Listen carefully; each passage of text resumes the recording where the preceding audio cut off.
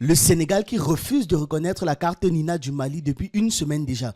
Donc, refuse à certains Maliens d'entrer dans le Sénégal. Des munitions qui appartiennent à l'Ukraine retrouvées au Mali.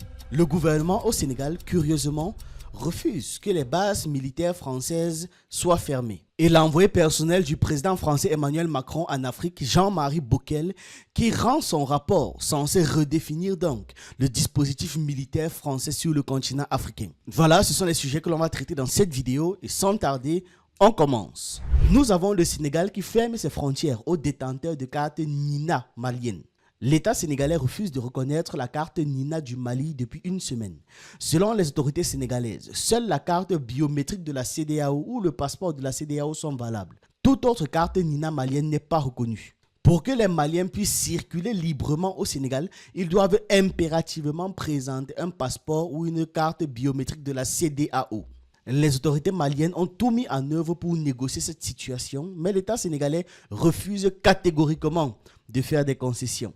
Elle insiste fermement, sans carte biométrique de la CEDEAO ou le passeport de la CEDEAO, un Malien ne peut pas entrer au Sénégal.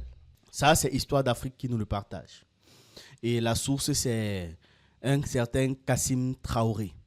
Je ne sais pas si cette information est vraie ou fausse. Il y a certains là qui disent que c'est vrai, d'autres qui disent que c'est faux. On a un commentaire qui dit que le Sénégal est tout à fait dans son droit de refuser parce qu'il estime que le Mali fait un désordre administratif concernant les pièces d'identité. Ok. Et personnellement, j'espère que c'est faux. J'espère que c'est une fake news. Je l'espère. J'espère que c'est faux parce que si c'est vrai, c'est très grave. Si c'est vrai et que le Mali appelle à la réciprocité, ce sont des pays frontaliers. Ils ont énormément d'activités économiques en commun. C'est le même peuple. Ce serait très grave. Ce serait très, très, très grave. Donc, ce que l'on va faire par rapport à cette révélation, c'est qu'on va prendre ça avec beaucoup de pincettes, vraiment, beaucoup de pincettes. Et on va attendre les déclarations officielles d'un gouvernement comme de l'autre. Parce que là, je ne peux me prononcer sur un truc qui n'est pas avéré, qui n'est pas vérifié, qui n'est pas officiellement déclaré, du moins, par un gouvernement comme par l'autre. Voilà. Parce que si c'est à ce niveau, forcément, ça va remonter la chaîne. Et si ça remonte la chaîne, ça va faire office d'une déclaration publique, d'une lettre administrative adressée à un pays comme à l'autre pays. Voilà, c'est important donc que l'on prenne cette information avec énormément de pincettes et qu'on ne croit pas forcément à tout ce qui est dit concernant les pays de l'AES. Ok. Avant que l'on ne continue, le responsable Mboa, c'est le jeu vidéo que vous devez télécharger. Le responsable Mboa montre nos réalités de façon comique en vous faisant rire et passer un bon moment devant vos écrans. Qu'est-ce qui se passe dans le jeu ? En gros, vous êtes embauché au ministère pour régler les affaires très sérieuses du pays. Mais les tentations ne vous laissent pas. Déjà, il y a les camps au bureau. Et après ça, il y a plein de pression. Vous aurez le choix de rester honnête ou d'être un corrompu. Par exemple, comment est-ce que vous allez gérer vos collègues de travail qui ne travaillent pas mais touchent bien plus d'argent que vous? Ou encore, comment est-ce que vous allez gérer les pressions familiales? Tout le monde veut ton argent, tout le monde a besoin d'aide. Tu dois payer l'école de tout le monde et j'en passe. Comme j'ai dit, une parodie sociale africaine dans toute sa migraine. Le jeu a déjà fait plus de 60 000 téléchargements et est noté 5 étoiles. Donc prenez-le et on va voir comment vous aussi vous allez gérer les choses à la place des gens dans nos bureaux. Le responsable Mboa est disponible sur Android et iOS. Je vous laisse les liens en description. En revanche, là, quelque chose d'assez grave, ce sont des munitions au phosphore blanc fournies par l'Ukraine au groupe armé au Mali. Une nouvelle accusation vient s'ajouter au dossier de l'implication de l'Ukraine dans le conflit malien. Selon Bamako, des groupes armés opérant au Mali, quand il dit des groupes armés, vous savez que ce sont les groupes terreaux. Des groupes terreaux opérant au Mali auraient reçu des munitions au phosphore blanc qui proviennent de Kiev. C'est extrêmement grave. Là, c'est une déclaration de guerre. C'est une déclaration de guerre. Et voilà l'ONU qui ne veut pas accepter la plainte. Mais c'est une déclaration de guerre. Nous avons déjà l'Ukraine qui arme des terreaux au Mali. Bientôt, vous allez entendre que ce sont des soldats ukrainiens qui sont même des terreaux au Mali. Qui les forment, qui les nourrissent, qui les logent, etc., etc. Entre l'armement et la formation, vous pensez que la distance est de combien de temps? De 3 jours, grand max. Ces révélations sont basées sur les déclarations d'un combattant capturé la semaine dernière. Ce dernier aurait affirmé que son groupe aurait été équipé de mortiers soviétiques 2B11 tirant des obus au phosphore blanc de 120 mm fournis par l'Ukraine. Ces informations ont été corroborées par la publication du média de propagande terroriste AZ Zalaka de photos montrant des munitions et les dégâts causés par leur utilisation. Voici ça ici. Et l'information date d'hier à 5h38. Et c'est sur AES Info. Donc toutes les infos que les gars publient sont vérifiées étant donné que c'est le média de communication de l'intégralité de l'AES. Mali, Niger, Burkina Faso. Vous voyez le niveau. Effectivement, comme celui-ci dit, ce sont des bombes sales. C'est extrêmement grave, c'est inadmissible. C'est-à-dire, mince. Le pire, ce n'est même pas que l'Ukraine soit un État terreau qui soutient des terreaux. Le pire, c'est que les pays africains hors AES, donc les organisations comme la CEDEAO, l'Union africaine, restent silencieux face à cette réalité. Honte à ces pays, Sénégal, Cameroun, Tchad, Maroc, RDC, Chem. Là, ils citent des pays, mais je parle bien des organisations intégrales, c'est-à-dire l'ensemble de l'Union africaine. Toute l'Union africaine, l'intégralité de la CEDEAO. On répète encore, si l'AES est déstabilisée, les terroristes vont se verser partout dans la CEDEAO, vont toucher l'Afrique centrale. Ça veut dire que ce n'est même pas qu'une affaire de la CEDEAO. Ils vont même arriver en Afrique de l'Est. Absolument toute la zone sera balisée. Les nouveaux mercenaires nazis des Français. Merci Macron. Et on avait déjà dit ici, et le ministre malien des Affaires étrangères l'avait également dénoncé déjà, que l'Ukraine apporte des armes et fournisse des informations et apporte un soutien actif aux groupes armés, aux groupes terreaux dans l'AES, et particulièrement au Mali. La plainte que le Mali a déposée avec le Burkina Faso et le Niger n'a pas été gérée. Et on a là un commentaire qui dit la plainte du Mali doit être examinée et le Mali a besoin du soutien de l'Afrique pour pouvoir faire bloc et pouvoir porter plus de voix au sein de l'ONU. Ou alors appeler tous les gens de la multipolarité parce que c'est important. C'est extrêmement important que nos États réagissent en fait.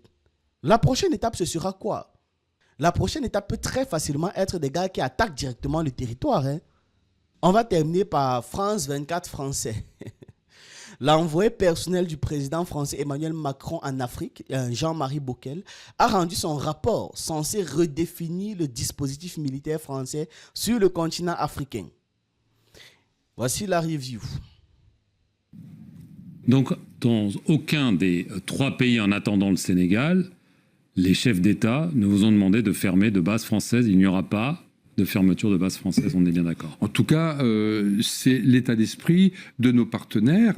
Et plusieurs d'entre eux nous ont dit, on a bien compris le message.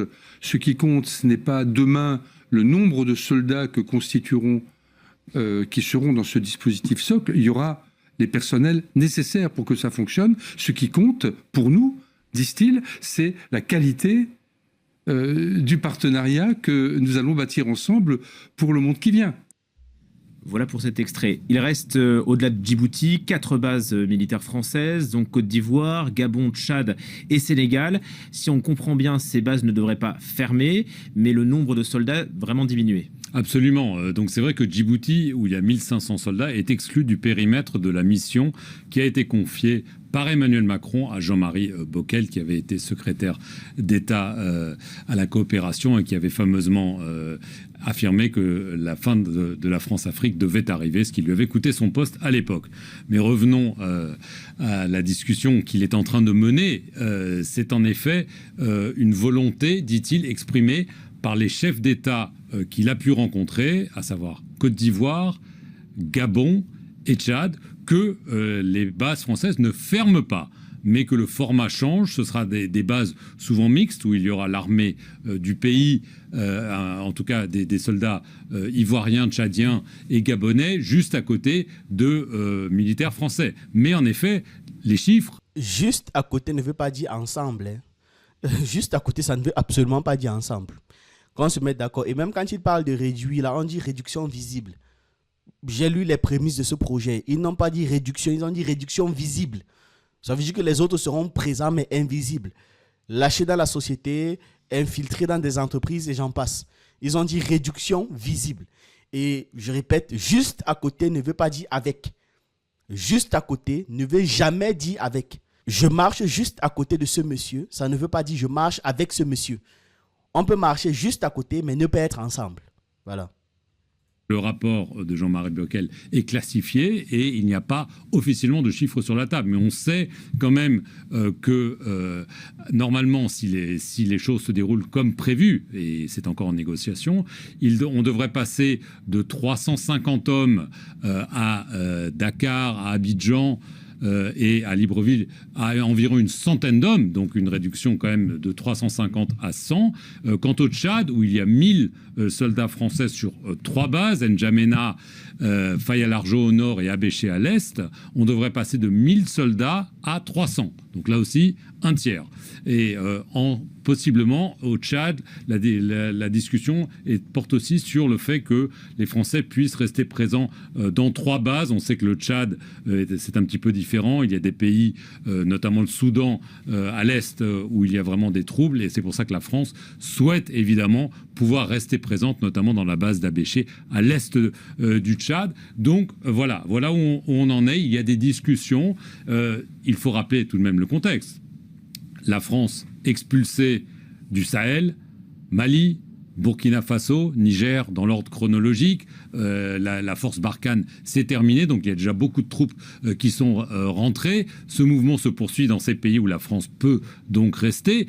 Évidemment, en temps de vache maigre budgétaire, j'allais dire, ça tombe bien qu'on réduise la voilure depuis Paris, parce que c'est une volonté exprimée évidemment par les pays africains avec laquelle la France tient à maintenir ses liens, mais c'est aussi une volonté imposée par les restrictions budgétaires qu'on traverse en France. Est-ce que les choses sont claires sur le Sénégal? Pendant la campagne, Ousmane Sonko avait dit on préfère fermer les bases françaises à Dakar. Il y a encore un point d'interrogation. Il y a un point d'interrogation absolument sur Dakar. Ce que je vous dis vaut surtout pour les 3 autres pays. À Dakar, il y a un point d'interrogation illustré par le fait que Jean-Marie Bockel ne s'y est toujours pas rendu. Alors, on a argué de la campagne électorale, les élections viennent de se tenir le 17 novembre, mais il faut se rappeler des déclarations d'Ousmane Sonko le 17 mai. Je réitère la volonté du Sénégal de disposer de lui-même, laquelle volonté est incompatible avec la présence durable de bases militaires étrangères au Sénégal.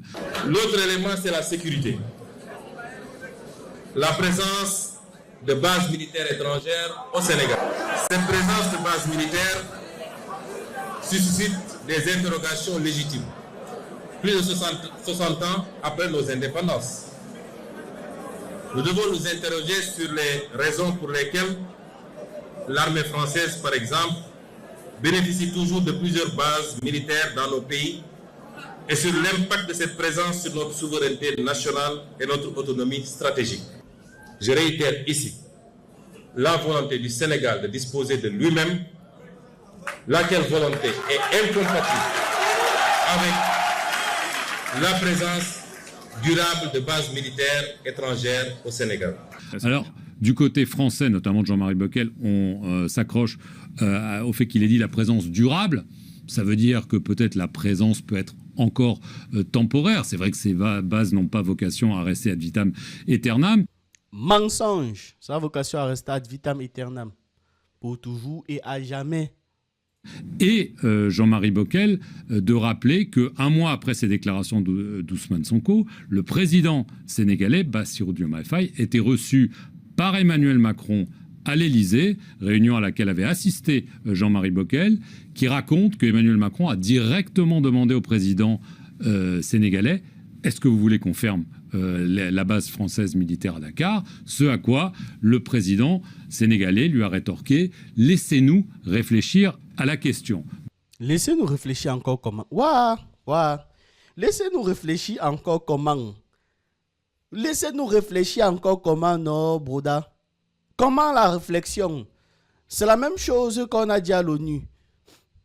Est-ce que la colonisation est un crime contre l'humanité? On s'abstient. Tu t'abstiens quoi, non, mon frère? Vous réfléchissez à quoi? Sur quoi? Durant la campagne présidentielle, c'était très clair. Il n'y avait pas de réflexion à faire. Il fallait juste dire oui, prenez vos affaires et foutez le camp. Donc évidemment, la question n'est pas totalement tranchée. Depuis, le PASTEF, le parti d'Ousmane Sonko et de Bassirou Diomaye Faye, a triomphé aux législatives. On attend donc de savoir quelle sera la décision de Dakar. Du côté français, on espère qu'un ministre, celui de la Défense, celui des Affaires étrangères, voire Jean-Marie Bockel, pourront bientôt se rendre à Dakar pour en avoir le cœur net sur cette partie du dispositif qui est évidemment important parce que Dakar, c'est une base sur la côte atlantique, c'est important pour le port, pour l'aéroport. Reste à savoir si du côté sénégalais, on va vouloir que Paris reste. Alors, si je comprends bien, Jean-Marie Bockel a rendu son rapport sans être allé au Sénégal. Ça veut dire que, comme il disait dans son discours, ce sera axé sur les 3 pays dont ils sont au moins sûrs, c'est-à-dire le Gabon, le Tchad et la Côte d'Ivoire. Le dernier, qui est le Sénégal, il n'y est pas encore allé. Et il part du principe que, bon, comme ils ont été un peu réticents à fermer la base militaire ou les bases militaires françaises au Sénégal, ils se disent que voilà, il y a une carte à jouer et un moyen de rester. Ok. C'est donc sur cette conclusion globale que l'on va terminer cette vidéo. Dites-moi ce que vous en pensez en commentaire, vos avis, vos analyses. Et on se retrouve dans une prochaine vidéo.